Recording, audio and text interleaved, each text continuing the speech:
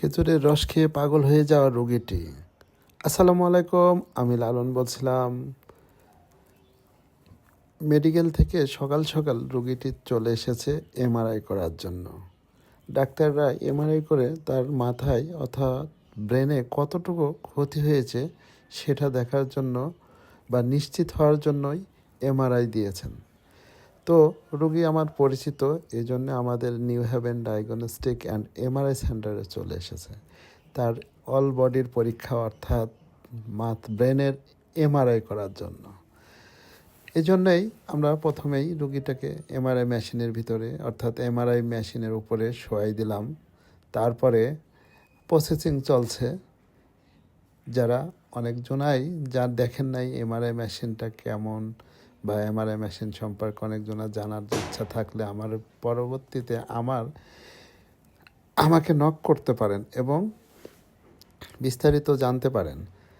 যাই হোক, যেহেতু রোগীটা মাথায় সমস্যা, পাগলামি করবে এবং সঠিকভাবে স্থিরভাবে থাকতে পারবে না, সেই জন্যেই রোগীকে ডাক্তার সাহেব অর্থাৎ মেডিকেল থেকে ঘুমের ইনজেকশন দিয়ে দিয়েছে।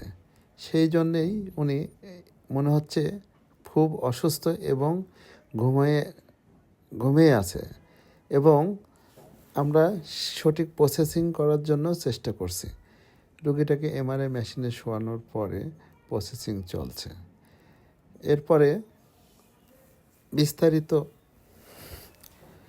তারপরে চলে আসছে। দেখেন, যেহেতু মাথার এমআরআই করা হচ্ছে, সেই জন্যেই মাথার উপরে এমআরআই কয়েলটা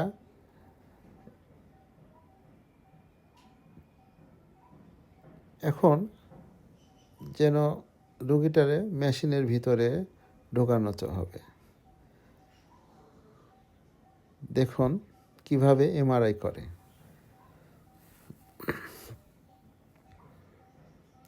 মেশিনের ভিতরে চলে যাচ্ছে রোগীটা। যেহেতু রোগীটা ঘুমিয়ে আছে, উনি এত কিছু বলবেও না বা বুঝতে পারবে না।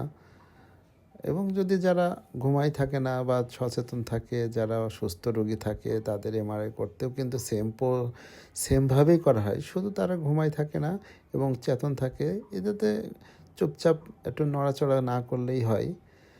তো তারপরে আমরা চলে আসলাম কন্ট্রোল রুমে দেখেন কম্পিউটার স্ক্রিনে সরাসরি কম্পিউটার স্ক্রিনে তার সমস্ত মাথার ভিতরে কী আছে বিস্তারিত দেখা যাবে। যেহেতু এমআরআই চলছে তার ব্রেনের বিস্তারিত এবং আরও ডিটেলস যদি কারো জানার ইচ্ছা থাকে কমেন্ট করতে পারেন, অথবা আমার নাম্বারে ফোন দিতে পারেন, অথবা যে কোনো প্রশ্ন থাকলে করতে পারেন। এ পর্যায়ে আমি আপনাদেরকে আমার সকল ভালোবাসার মানুষগুলোকে একটা মেসেজ দিতে চাই। সেটা হচ্ছে, আপনারা এমন কোনো কাজ করবেন না যাতে আপনার ফ্যামিলি মেম্বারগুলো আপনার জন্য কষ্টে থাকে। ভালো থাকবেন সবাই। দেখা হবে আবার নতুন কোনো ভিডিওতে। আল্লাহ হাফেজ।